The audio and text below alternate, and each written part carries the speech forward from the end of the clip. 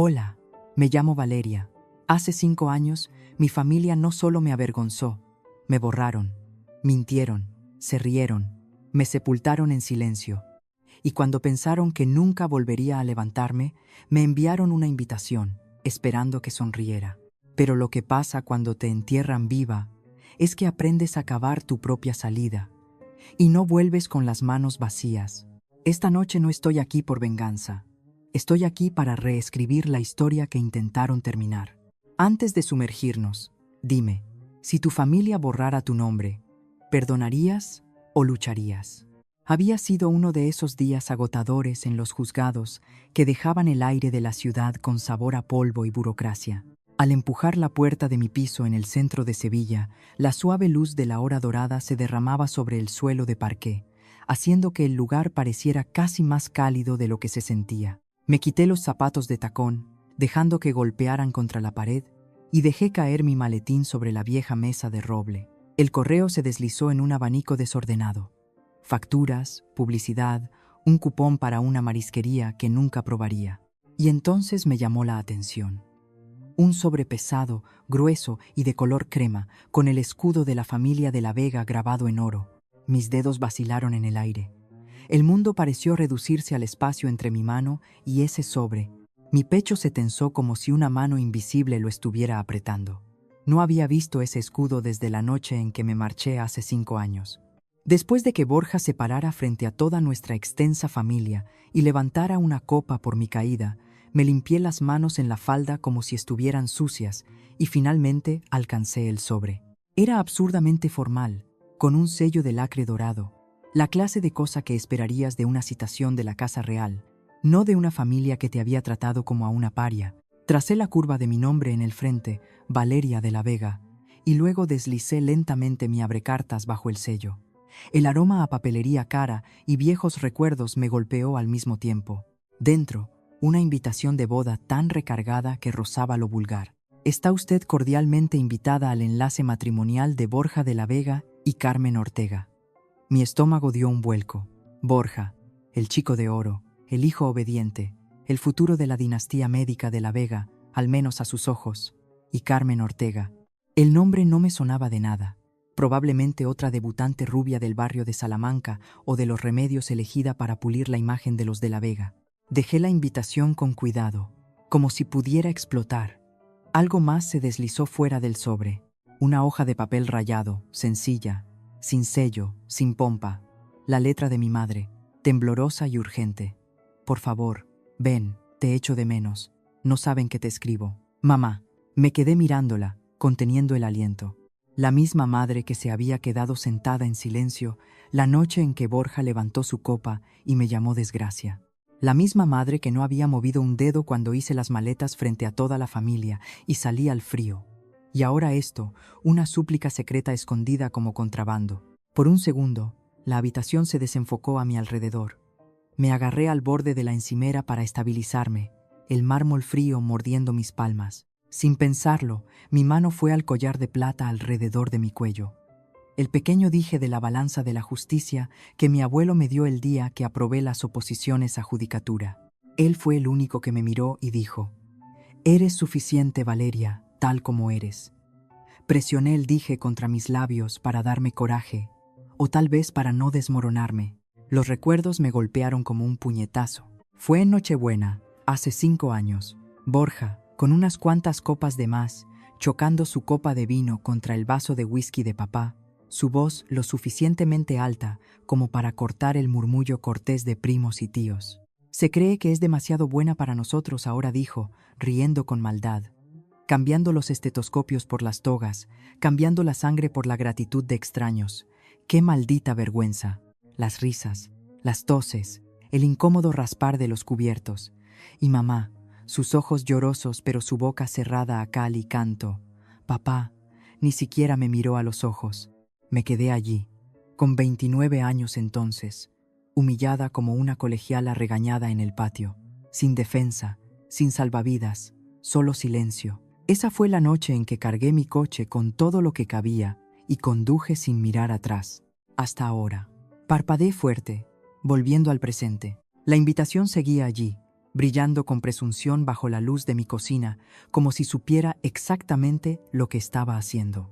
¿Era esto un intento desesperado de fingir una jugada de relaciones públicas pulida para arrastrar a la hija pródiga de vuelta a las fotos familiares, o peor aún, una trampa diseñada para humillarme de nuevo? La tarjeta de confirmación me miraba, en blanco, expectante.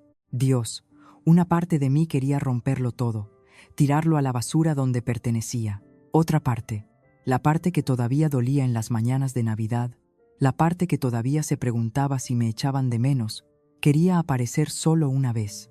No por ellos, sino por mí. Porque tal vez era hora de dejar de permitir que su silencio definiera mi valía. Mi móvil vibró en la encimera, rompiendo el pesado silencio. Lo cogí, buscando el contacto de Elena, mi ancla, mi norte a través de cada capítulo feo de la historia.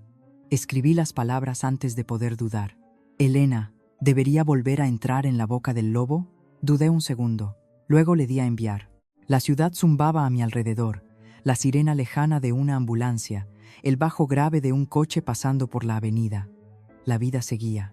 Deslicé la nota de nuevo en el sobre. La guardé en mi maletín y cerré los ojos. Pasara lo que pasara a continuación, una cosa era segura. La familia de la Vega no tenía ni idea de a quién estaban invitando de vuelta. La pregunta persistía en mi mente, como el humo rizándose contra una ventana fría. ¿Debería volver a entrar en la boca del lobo? No tenía una respuesta. Todavía no. En su lugar, crucé la habitación y abrí el armario sobre el fregadero. Mi mano encontró automáticamente la botella de whisky escondida, detrás de una caja de té, de hierbas que nunca tocaba.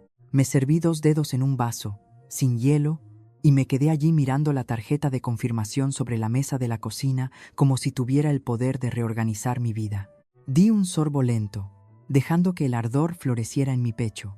No fue suficiente para ahogar los recuerdos que arañaban su camino hacia arriba. Era Nochebuena, hace 5 años. Podía oler el cordero asado, el vino Gran Reserva, el aroma empalagoso del perfume de mi madre mezclado con velas que eran un poco demasiado dulces.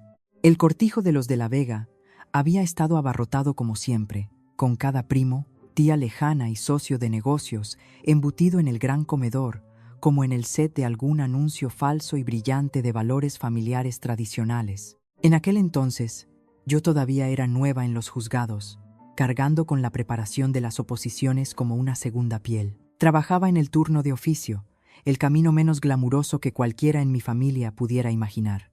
Recuerdo haber llegado tarde ese día, fresca de una detención de emergencia, mi chaqueta todavía arrugada, mis zapatos raspados de correr por los aparcamientos de los juzgados. Borja me vio mientras me deslizaba en mi asiento en el extremo más alejado de la mesa. Sus ojos brillaban con ese tipo de malicia que siempre terminaba mal para alguien más. La noche avanzó. Empezaron los brindis. Primero papá, luego el tío Marcos, luego algunos otros levantando copas por nuevos trabajos, nuevos bebés, nuevas casas en las urbanizaciones correctas, y entonces Borja se puso de pie. Algunos de nosotros, dijo, con voz rica y aceitosa, elegimos servir a la comunidad. Sus ojos se clavaron en los míos, una sonrisa perversa subiendo por su rostro. Otros eligen avergonzar el legado familiar. Hubo un puñado de risas incómodas alrededor de la habitación. Algunos amigos de la familia arquearon las cejas, pero no dijeron nada. Me senté allí congelada, el cordero en mi plato enfriándose. Mamá agarró su copa de vino con más fuerza. Papá miró el centro de mesa como si de repente se hubiera vuelto fascinante. Nadie dijo una palabra en mi defensa, ese tipo de silencio que grita. Recordé doblar mi servilleta lenta y metódicamente, colocándola en mi plato y levantándome de mi silla. Nadie me detuvo. Nadie preguntó siquiera a dónde iba. Para cuando llegué a mi coche, mis manos temblaban tanto que me costó 3 intentos meter la llave en el contacto. Nunca asistí a otro evento familiar después de eso, y ni una sola vez alguien llamó para preguntar por qué. Me bebí el vaso de whisky de un trago largo y lo dejé con más fuerza de la necesaria. El sonido agudo en el apartamento silencioso. Una parte de mí quería creer que las cosas podrían ser diferentes ahora, que tal vez la nota de mamá significaba que había una grieta en el muro de piedra que habían construido entre nosotros. Pero otra parte, la parte más inteligente, sabía que no era así. Miré la tarjeta de confirmación de nuevo. Luego alcancé mi portátil. Si iba a entrar en esta boda, necesitaba saber exactamente quién era Carmen Ortega. No tardé mucho. Registros públicos, biografías de bufetes de abogados, transcripciones judiciales. Carmen Ortega no era solo una novia ornamental sacada de la alta sociedad sevillana. Era una abogada condenadamente buena, especializada en derechos de vivienda, luchando por los inquilinos contra caseros codiciosos y autoridades corruptas. Me desplacé más hacia abajo y me congelé. Hace 8 meses, un caso en mi juzgado hizo clic. Carmen había sido la joven abogada parada frente a mí, defendiendo a un grupo de inquilinos contra una promotora inmobiliaria depredadora. Había sido fogosa, elocuente, implacable, y había ganado. En aquel entonces no la había conectado con Borja. No hubo ninguna pista, ningún parpadeo de reconocimiento, ni sonrisas falsas, ni asentimientos presumidos. Solo una mujer luchando por lo que era correcto. La ironía se retorció en mis entrañas como una hoja desafilada. Borja, quien una vez se había puesto de pie y me había humillado por avergonzar el legado familiar, se casaba con una mujer que probablemente idolatraba a la misma jueza que él había repudiado. Me recliné en mi silla, brazos cruzados, el corazón latiendo contra mis costillas. Tal vez el destino tenía sentido del humor después de todo. El reloj en la pared avanzó hacia la noche, marcando el tiempo como un tambor lento. Miré la tarjeta de confirmación. Esta vez, mis manos no temblaron. Cogí un bolígrafo de la encimera, tomé aire y con un movimiento limpio y deliberado escribí: estaré allí. Doblé la tarjeta cuidadosamente, la deslicé de nuevo en el sobre de respuesta y presioné el cierre. Sin ceremonia, sin dudas. Si querían un espectáculo, les daría uno, pero no el espectáculo que esperaban. El vaso de whisky quedó olvidado en la encimera mientras apagaba las luces y me dirigía a mi dormitorio.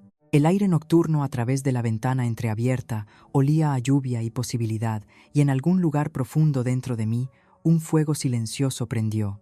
Deslicé el sobre sellado en el buzón más cercano a la mañana siguiente, quedándome allí más tiempo del necesario mientras la puerta de metal resonaba al cerrarse. Había algo definitivo en el sonido, como cerrar una puerta al pasado y abrir otra hacia lo que esperaba adelante. Sevilla estaba envuelta en un silencio nublado, del tipo que presiona abajo contra la piel, amenazando lluvia, pero sin terminar de romper. No fui directamente a los juzgados. En su lugar, giré a la izquierda en la intersección principal, dejando que el instinto me guiara por calles que no había caminado en años. El cementerio de San Fernando yacía a unos kilómetros del centro, escondido tras una valla de hierro bordeada de cipreses envejecidos que susurraban entre sí con la brisa. En el momento en que entré en el aparcamiento de grava, mi pecho se tensó, viejos duelos agitándose como sedimentos en el fondo de un vaso. Cogí el ramo de lirios frescos del asiento del copiloto, alisando el papel arrugado alrededor de sus tallos, y subí la ligera colina hacia el rincón más alejado. Allí, bajo una lápida de mármol desgastada por el tiempo, estaba el único hombre que me había visto por quien yo era, sin condiciones, sin monedas de cambio. Magistrado Elías de la Vega.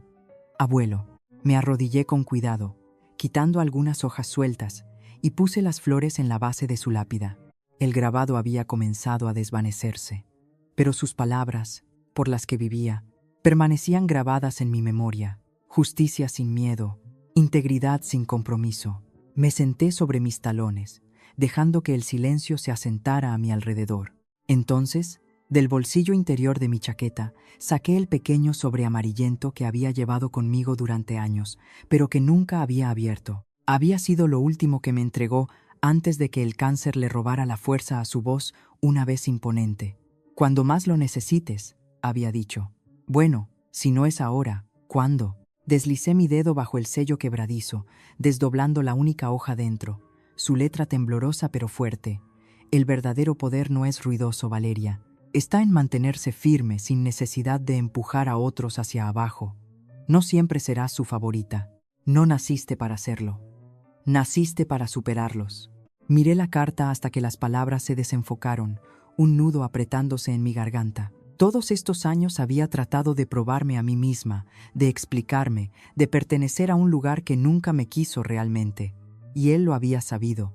Él había sabido que lo superaría mucho antes de que yo entendiera siquiera lo que eso significaba. Guardando la carta de nuevo en el sobre, presioné mi mano sobre el pequeño colgante de plata de la balanza que colgaba de mi cuello. La última pieza física de él que tenía. No para aparentar, no para ellos, sino para mí.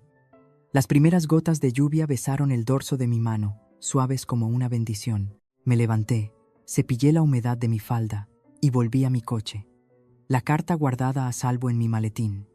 Para cuando llegué a la audiencia esa tarde, las nubes se habían roto en una llovizna constante. Subí los escalones de piedra, asintiendo a los agentes judiciales y funcionarios que apenas levantaban la vista de sus pantallas. La familiaridad de todo ello me anclaba, hasta que escuché mi nombre llevado en un susurro desde la vuelta de la esquina. La jueza de la Vega. Sí, es ella. La propia Carmen Ortega lo dijo. La mitad de los casos que gana ahora son porque estudió las sentencias de la jueza de la Vega al dedillo. Aminoré el paso, fingiendo hojear el expediente en mi mano. Carmen Ortega, la prometida de mi hermano, aprendiendo de mí. No de Borja, no de la supuesta dinastía de mis padres, sino de la desgracia que habían intentado borrar. Era casi cómico. Seguí caminando, manteniendo mi cara neutral, pero por dentro algo cambió, algo se endureció. Toda su cuidadosa arquitectura, la imagen de familia perfecta, los herederos elegidos, las narrativas doradas, construidas sobre los mismos cimientos que habían intentado derribar. Una sonrisa baja y sombría tiró de las comisuras de mi boca mientras entraba en mi despacho y cerraba la puerta detrás de mí. Me dieron por perdida, fingieron que no existía, pero estaban a punto de recordarme de la manera difícil. La tormenta afuera se espesó, haciendo vibrar las ventanas como si también se estuviera preparando para algo más grande. Y por primera vez en años me sentí firme, inquebrantable. El último eco de las palabras de mi abuelo aún persistía en mi mente mientras cerraba mi oficina con llave y salía a la densa tarde sevillana. El aire húmedo se aferraba a mi piel. Deslicé el sobre de confirmación en el buzón al final de la calle y me ajusté el abrigo, sintiendo el peso de un futuro que no había pedido, pero que enfrentaría de frente. Estaba a medio camino de casa cuando mi móvil vibró en el bolsillo de mi abrigo, rompiendo el pesado silencio de mi coche. La pantalla parpadeó con un número desconocido, y por un momento, mi pulgar se detuvo sobre el botón de rechazar. La lógica me instaba a ignorarlo. Mi corazón, traicionero como siempre, presionó responder. ¿Valeria? La voz de mi madre se filtró, tentativa y tensa, como una cuerda de violín demasiado estirada. Miré por el parabrisas, viendo las gotas de llovizna acumularse y luego resbalar. Mamá, dije, mi voz uniforme. Esperaba, comenzó vacilando. ¿Cenarías conmigo, solo nosotras dos, antes de la boda? La petición retorció algo profundo en mi pecho. Una parte de mí, la parte dura, quería decir no para proteger los muros que había pasado años reconstruyendo. Pero había otra parte, cruda y sin sanar, que todavía recordaba un momento en que su voz significaba seguridad, no traición. Después de un largo silencio dije, «Está bien, ¿dónde?» «Restaurante Avantal», dijo rápidamente, casi demasiado rápido. Por supuesto, el restaurante con estrella Michelin, donde las apariencias eran una segunda religión. «Estaré allí», respondí, ya arrepintiéndome mientras terminaba la llamada. A la noche siguiente, el crepúsculo se cubrió sobre la ciudad en púrpuras y grises apagados. Conduje con las ventanillas un poco abiertas, dejando que el aire húmedo adormeciera la guerra que rugía dentro de mí. Al entrar en el estrecho aparcamiento, capté mi reflejo en el espejo retrovisor, compuesta, distante, una mujer que había aprendido a no parpadear primero. Dentro, el restaurante no había cambiado. Manteles blancos estirados sobre mesas de madera pulida. Camareros con delantales almidonados se movían como fantasmas entre conversaciones a la luz de las velas. La vi inmediatamente sentada sola en una mesa de esquina junto a la ventana, una copa de vino intocada temblando en su mano. Crucé el suelo con pasos medidos, los tacones haciendo clic suavemente en el parqué. Se levantó a medias cuando me vio, con una sonrisa quebradiza en los bordes. «Valeria», dijo, su voz incierta. «Mamá», respondí, deslizándome en la silla frente a ella. El camarero se acercó y pedimos. Ella una ensalada que picotearía, yo un café solo que no necesitaba. La charla trivial llenó el espacio entre nosotras como serrín. El tiempo, los preparativos de la boda, cómo estaba cambiando el horizonte de la ciudad, nada de eso importaba. Nada de eso tocaba el vacío enorme entre nosotras. Llegaron nuestros platos. La comida se quedó sin tocar. No fue hasta que el café se enfrió frente a mí que ella habló, dejando su tenedor con un suave tintineo. «Te debo una disculpa», dijo, con la voz apenas por encima de un susurro.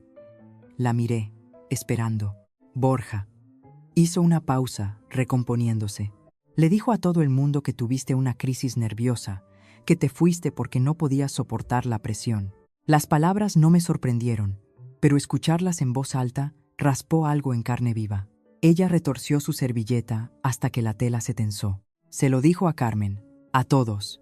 Y yo. Su voz se quebró. No lo detuve. Pensé que si no hablábamos de ello, tal vez desaparecería. La miré por un largo momento, el zumbido del restaurante desvaneciéndose en el fondo. «No me protegiste», dije, mi voz baja pero firme. «Dejaste que me enterraran».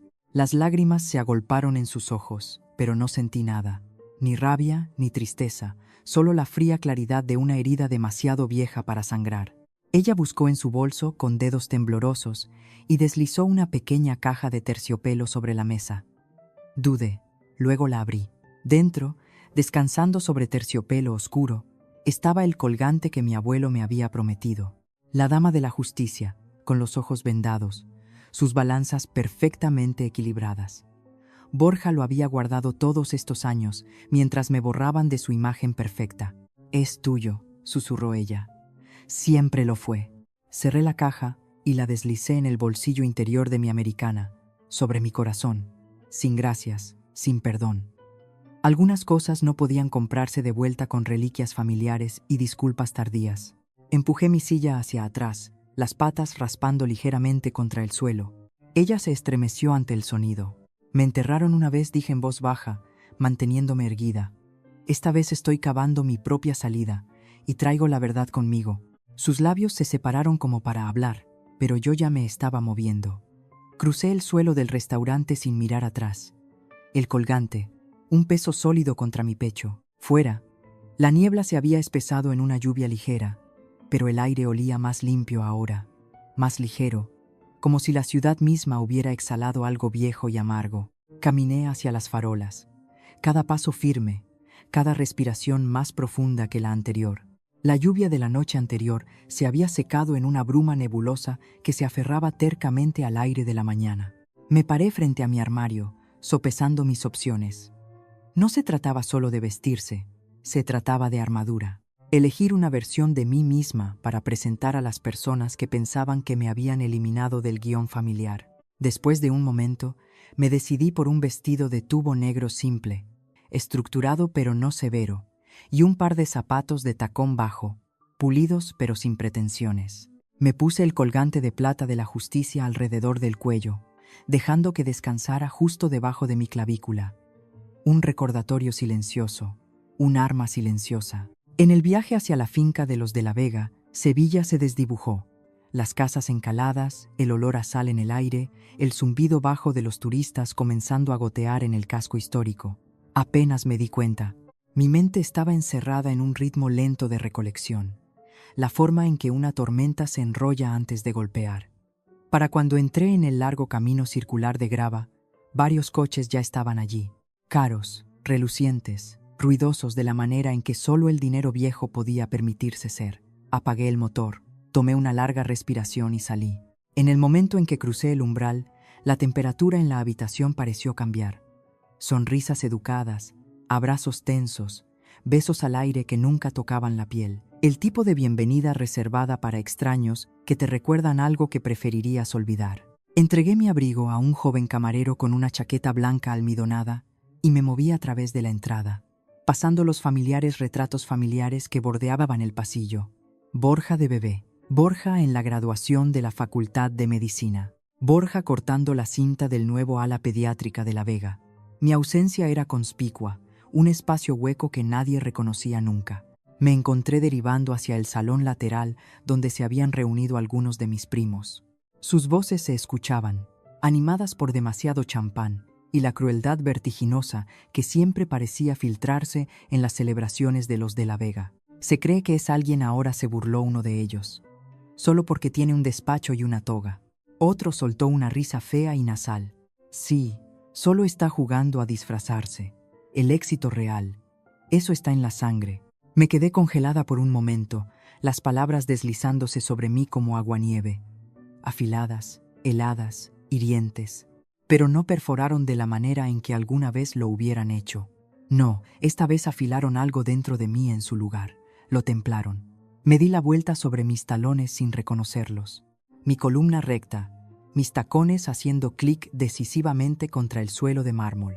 La reunión se hinchó hacia el salón principal, donde una mesa larga y reluciente gemía bajo el peso de entremeses y arreglos florales tan chillones que parecían casi fúnebres. El vino de Jerez fluía libremente, lubricando viejos chismes y nuevos resentimientos. Derivé hacia el borde de la multitud, bebiendo agua de un vaso de cristal tallado, mis ojos escaneando la habitación sin verla realmente. Vi a Borja presidiendo la corte cerca de la chimenea, encantando a un círculo de admiradores bien vestidos. Carmen estaba a unos metros de distancia, riéndose de algo que él dijo, aunque sus ojos se lanzaban nerviosamente hacia mí de vez en cuando. Alguien golpeó un tenedor contra una copa de cava. La habitación se cayó. Borja levantó su copa.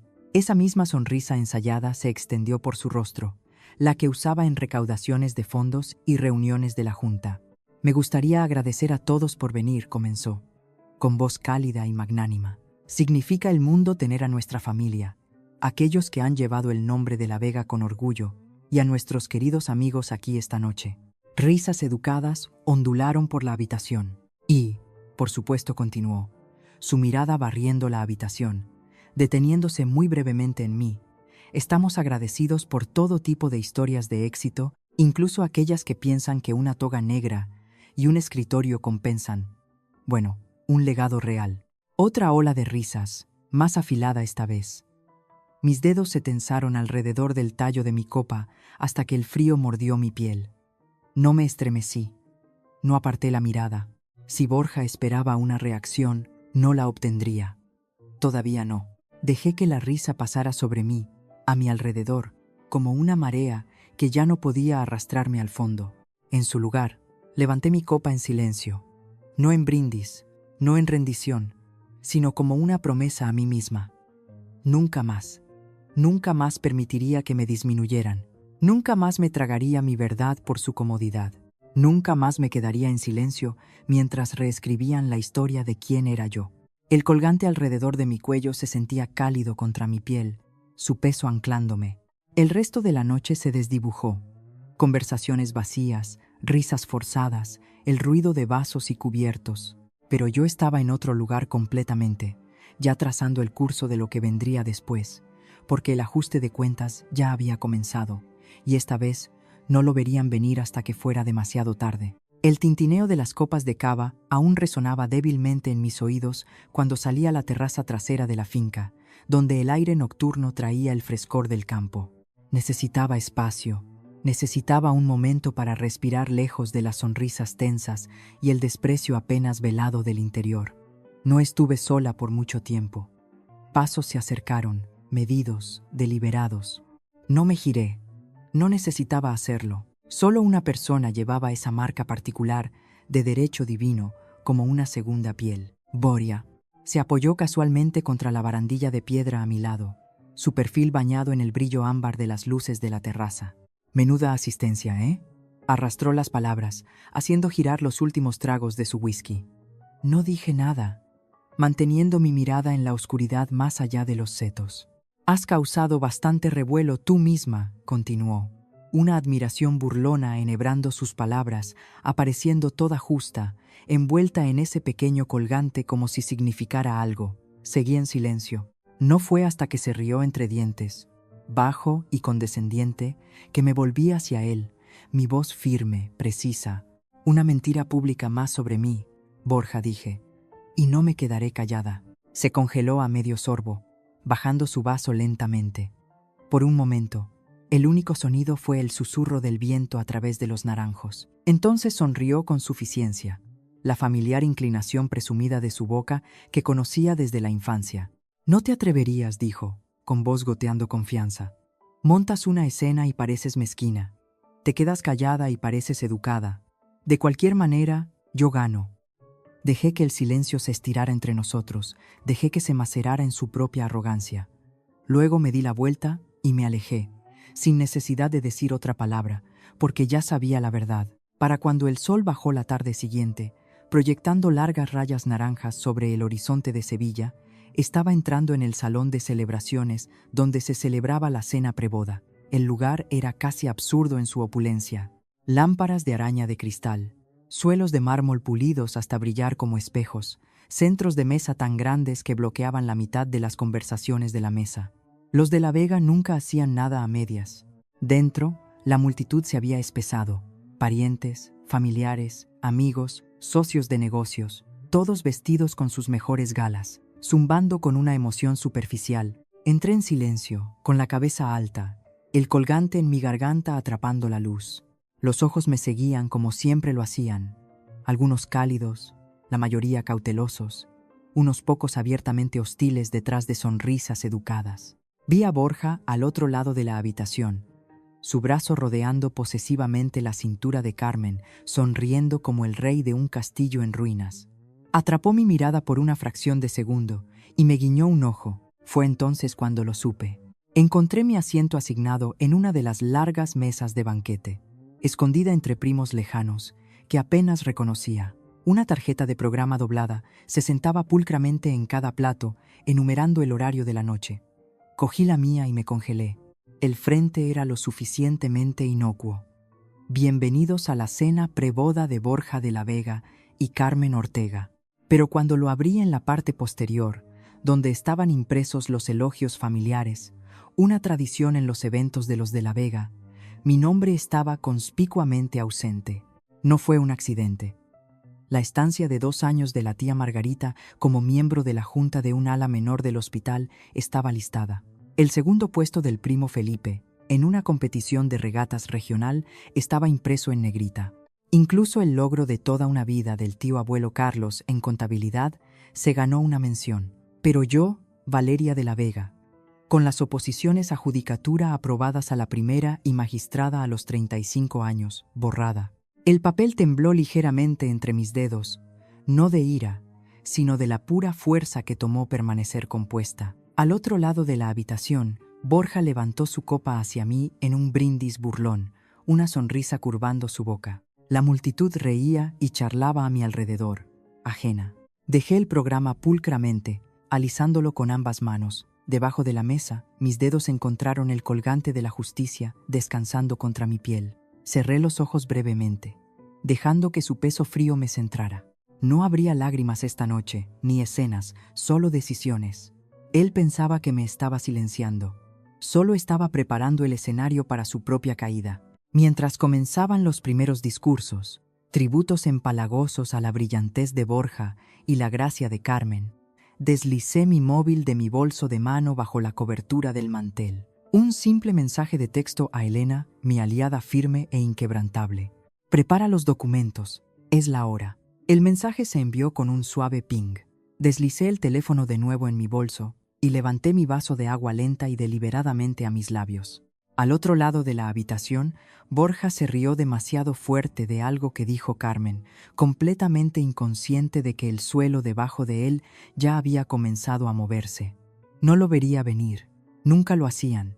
La noche zumbaba con una tensión pesada, del tipo que se aferra a la nuca y te recuerda que no importa cuán sereno parezcas, la guerra está más cerca que la paz. Me ajusté el cuello de mi camisa bajo la chaqueta entallada, sintiendo el toque frío del colgante de mi abuelo presionando contra mi piel como un latido constante. Era finales de primavera, pero el aire nocturno sobre Sevilla tenía una agudeza, como si la ciudad misma supiera que venía una tormenta. Aparqué calle abajo del último evento antes de la boda, un cóctel formal celebrado en la finca de uno de los amigos más antiguos de los de la Vega. Una vieja hacienda ahora utilizada para eventos de sociedad, cubierta de guirnaldas de luces y densa con el aroma de azahar y dinero. Dentro, el gran salón zumbaba. Camareros con uniformes almidonados flotaban entre grupos de invitados pulidos, equilibrando bandejas de plata con vino y canapés. La risa se arremolinaba sobre el tintineo de las copas. Caminé entre la multitud como un fantasma, sin molestarme por las dobles miradas, las sonrisas tensas. No estaba allí para ser amable. Carmen era fácil de ver, rodeada por un grupo de parientes. Se veía hermosa, radiante incluso, pero algo en su postura estaba mal. Una ligera rigidez en sus hombros, una sonrisa ensayada solo un tono demasiado brillante. Me acerqué, cuidadosa, paciente. La conversación fue ligera al principio. Carmen hablaba maravillas de un caso que había ganado recientemente. Una batalla por los derechos de vivienda para una familia de bajos ingresos que había estado al borde del desahucio. Sus ojos brillaban cuando hablaba, un orgullo genuino suavizando sus rasgos. Y pensar se rió. Todo comenzó porque leí ese artículo el año pasado sobre la sentencia de la jueza Valeria de la Vega sobre protección de inquilinos. Cambió cómo abordo todo ahora. Hubo un segundo de silencio, un vacío donde el reconocimiento debería haber llenado el espacio. Entonces Borja intervino, casual y cortante. «Oh, eso fue solo un caso novedoso», dijo, mostrando esa sonrisa pulida. «Ya sabes cómo es. Algunas personas se dedican a eso para llamar la atención». El ceño de Carmen se frunció ligeramente. Me miró por el rabillo del ojo, pero no dijo nada. Yo tampoco. Todavía no. En su lugar esperé. Otra hora se arrastró en una civilidad cuidadosamente coreografiada hasta que finalmente llegó el momento. Los anfitriones pidieron un breve brindis familiar en el salón principal. Una tradición aparentemente, todos se reunieron cerca del piano de cola, copas de cava en mano. Borja estaba en el centro, disfrutando de la atención, el sol dorado en su apogeo. Me dirigí silenciosamente al frente, agarrando una simple carpeta de color manila cerca de mi costado. La habitación se calló. Borja levantó su copa en alto. «Y aquí estamos, por la familia», dijo, con voz rica y suave, «los que mantienen nuestro nombre con orgullo y honor». Un aplauso cortés onduló por la habitación.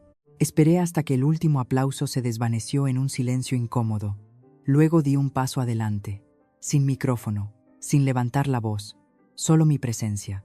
Puse la carpeta sobre la superficie pulida del piano de cola y la abrí con movimientos lentos y deliberados. Los documentos en el interior atraparon la luz de la lámpara de araña. Titulares, reportajes de revistas, cartas formales del Consejo General del Poder Judicial, menciones por impacto comunitario, premios a la excelencia legal, elogios de organizaciones que Borja una vez había cortejado para su aprobación, todo con mi nombre, todas cosas que Borja había pasado años convenciendo a la familia y a Carmen de que nunca existieron. Cogí una de las cartas, desdoblándola cuidadosamente. Por un servicio excepcional en la equidad judicial y compromiso con la ley de interés público.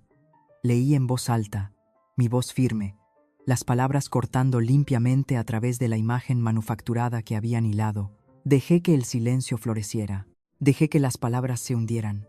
Curioso, dije entonces, dejando la carta plana contra el piano. Para alguien que supuestamente no podía manejar la vida, parece que he estado bastante ocupada cambiándola. Un murmullo recorrió la multitud. Las cabezas giraron. Los susurros zumbaban.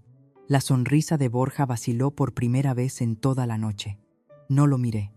En su lugar, volví mis ojos a Carmen. El color desapareció de su rostro, mientras la comprensión rompía a través de sus rasgos, lenta y brutal. Ella miró los documentos, luego a Borja, luego de vuelta a mí. Casi podías escuchar el crack astillándose dentro de ella. Dio un paso atrás, solo una vez. Una pequeña retirada instintiva. «Mentiste», dijo. No fuerte, pero lo suficientemente claro como para que se llevara a través de la habitación atónita. «Les mentiste a todos». Borja abrió la boca, pero no salieron palabras. Carmen levantó la mano y con dedos que apenas temblaban, deslizó el anillo de compromiso de su dedo. La habitación cayó en un silencio sepulcral. No miró a Borja cuando habló de nuevo. Me miró a mí. «Gracias», dijo en voz baja, las palabras limpias y afiladas como el vidrio. «Gracias por mostrarme la verdad». Dejó el anillo en el borde del piano, la banda de platino atrapando la luz de la lámpara en un destello final y agudo. Sin otra palabra, se dio la vuelta y caminó hacia la salida. Su postura recta, su paso sin prisas, no huyendo, no rota, libre. Detrás de mí la voz de Borja finalmente rompió, quebrada, frenética. Pero no me di la vuelta. No necesitaba hacerlo. El silencio que él dejó a su paso era más fuerte que cualquier discurso que yo pudiera haber dado, y era solo el comienzo. Los últimos ecos de las palabras de Carmen aún colgaban en el aire cuando salía la fresca noche, dejando atrás la fachada desmoronada de la imagen perfecta de la familia de la Vega. La gran finca se alzaba detrás de mí, iluminada como una linterna en la oscuridad. Pero de alguna manera ya se sentía más pequeña, disminuida, como si todo el peso que solía cargar se hubiera evaporado en el momento en que ella se quitó ese anillo. Caminé hacia mi coche, el corazón latiendo un ritmo tranquilo y constante en mi pecho. Debería haberme sentido victoriosa, debería haberme sentido libre, pero en algún lugar profundo sabía que Borja no había terminado todavía, ni por asomo. Para cuando llegué a mi apartamento más tarde esa noche, los primeros signos ya habían comenzado. Me quité los tacones, me quité la chaqueta y me estaba sirviendo un vaso de agua cuando mi móvil vibró violentamente contra la encimera de la cocina. Miré hacia abajo y sentí que mi estómago se apretaba. Titulares. No de los medios de renombre, no. Estos eran el tipo de prensa rosa barata y blogs de cotilleos que se alimentaban del escándalo como buitres rodeando a un animal moribundo. Fuente anónima afirma que jueza en desgracia intimidó para conseguir su puesto. Excompañeros dicen que Valeria de la Vega era emocionalmente inestable. Uno tras otro, una campaña de desprestigio se ensamblaba justo frente a mí. Los artículos eran cuidadosos. Nunca llegaban a la calumnia, pero eran lo suficientemente viscosos para plantar dudas. Citas anónimas recicladas, insinuaciones sin pruebas, viejas fotos editadas que me pintaban con la peor luz posible. Y no tardé mucho en rastrear la fuente. Una agencia de comunicación boutique, escondida en Madrid, conocida por la gestión de crisis y la realineación de reputación, la misma firma que Borja había utilizado para transformar la demanda por negligencia de papá hace años en un sacrificio heroico por la atención al paciente. Exhalé lentamente, dejando que la ola de ira pasara a través de mí sin arrastrarme al fondo. Borja no era inteligente, era predecible, y yo había estado lista. En lugar de apresurarme, en lugar de disparar declaraciones emocionales o negaciones presas del pánico, saqué el paquete de prensa que ya había preparado con Elena semanas atrás, en el momento en que decidí que no iba a jugar a la defensiva nunca más.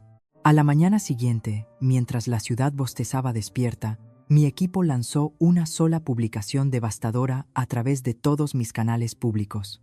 Sin despotricar, sin suplicar, solo la fuerza tranquila y brutal de la verdad. Adjuntas estaban las copias certificadas de mis nombramientos judiciales en el BOE, cartas de respaldo de jueces del Tribunal Supremo que me habían mentoreado, premios oficiales y cobertura mediática, detallando mi trabajo en la Ley de Servicio Público, Reforma de Vivienda y Justicia Juvenil. Y en la parte superior, una cita simple en negrita. Los hechos son tozudos. John Adams. Sin hashtags, sin drama, solo pruebas innegables. El efecto dominó fue inmediato. Para el mediodía, todos los principales medios de comunicación lo habían recogido. La radio local zumbaba con indignación, no conmigo, sino con el intento obvio y torpe de difamación. Los columnistas lo llamaron un acto vergonzoso de desesperación. Abogados de oficio con los que había trabajado, familias a las que había ayudado en los juzgados de vivienda, incluso antiguos profesores de derecho, dieron un paso adelante para responder por mí, sin pedirlo y ferozmente. La simpatía llegó a raudales, no porque la suplicara, sino porque la verdad tenía una forma de hacer que los mentirosos parecieran aún más pequeños. Mientras tanto, el bando de Borja se apresuraba. Se extendieron rumores de que su propia agencia de relaciones públicas lo había dejado de la noche a la mañana para evitar la reacción violenta. Sus donantes se retiraron. Las invitaciones, una vez extendidas para apariciones, fueron retiradas silenciosamente. Y la familia hicieron lo que los de la Vega siempre hacían cuando las cosas se ponían feas. Intentaron desaparecer detrás de sonrisas educadas y declaraciones cuidadosamente elaboradas. Pero no esta vez. Esta vez, su silencio era parte de la historia. No solo me habían abandonado, habían ayudado a enterrarme, y ahora todos podían pararse en el cráter que cavaron. A última hora de esa tarde, después de que el brunch familiar oficial hubiera sido cancelado apresuradamente bajo la excusa de asuntos privados, me encontré vagando por los terrenos de la finca. El cielo arriba era de un azul brillante y enojado, rayado con finas bandas de nubes, como si incluso la naturaleza no pudiera decidir si llorar o celebrar. Vagaba más allá de los jardines de rosas cuidados, los estanques, las estatuas de mármol, todas las cosas que se suponía que nos hacían parecer mejores de lo que realmente éramos. Cuando llegué al borde del amplio césped delantero, hice una pausa, dejando que la brisa fresca soltara mechones de pelo de mi trenza, y entonces escuché pasos detrás de mí, suaves, vacilantes. Me di la vuelta. Carmen. Ya no estaba vestida como una futura novia, sin vestido elegante, sin tacones de diseñador, solo vaqueros, una blusa simple y una cara despojada de pretensiones.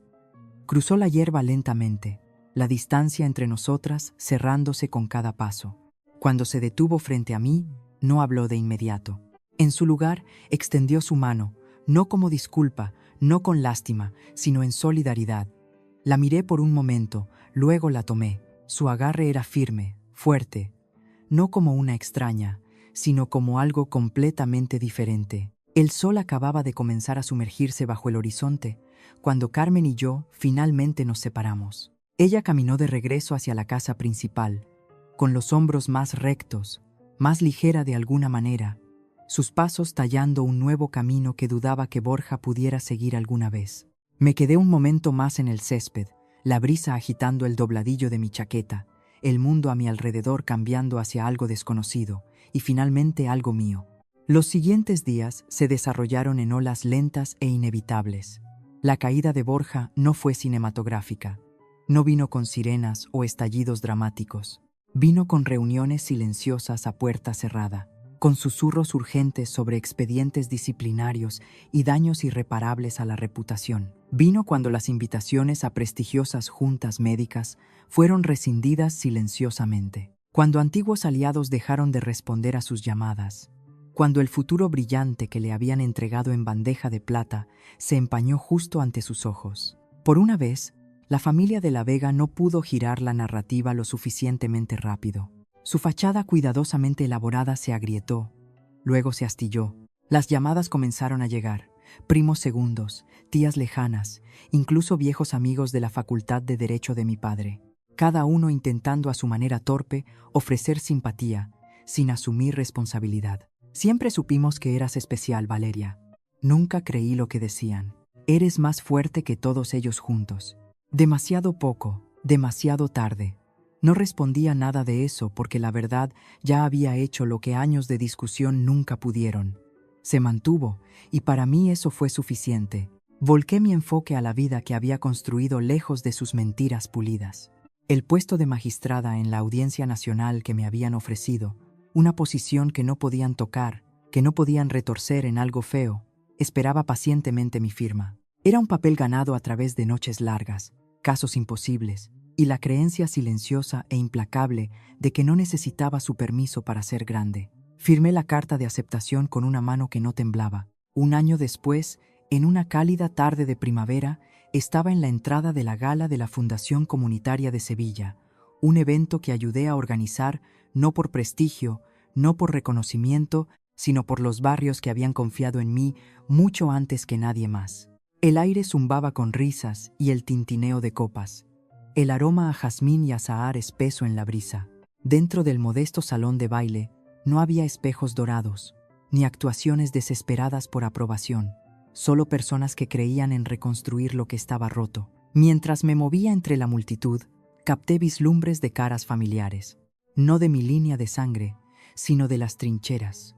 Compañeros abogados de oficio, organizadores comunitarios, jóvenes abogados que una vez se sentaron frente a mí en salas de tribunal abarrotadas, con los ojos muy abiertos y decididos. Llevaba un vestido negro simple esa noche, sin etiquetas de diseñador, sin joyas llamativas, excepto por una cosa. Alrededor de mi cuello, escondido justo debajo de la línea de mi clavícula, yacía el colgante de mi abuelo, la vieja talla desgastada de la justicia brillando suavemente bajo las luces. No era solo una reliquia ya, era un recordatorio, una promesa de que nunca más dejaría que nadie definiera quién era yo o quién no era. A medida que la noche terminaba, Me encontré de pie cerca de los amplios ventanales con vistas al Guadalquivir. Las luces de la ciudad brillaban contra el agua, borrosas y hermosas. Toqué el colgante ligeramente, sintiendo su peso familiar. Intentaron borrarme de la historia, susurré.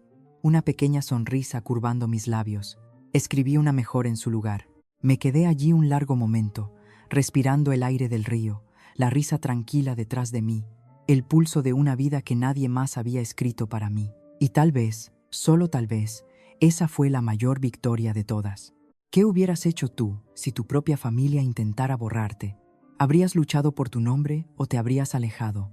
A veces las cicatrices más profundas no provienen de extraños, vienen de las personas que se suponía que debían amarnos primero. El viaje de Valeria nos recuerda que cuando tu familia intenta borrarte, todavía puedes elegir escribir tu propia historia, más fuerte, más libre y sin pedir disculpas por ser tuya.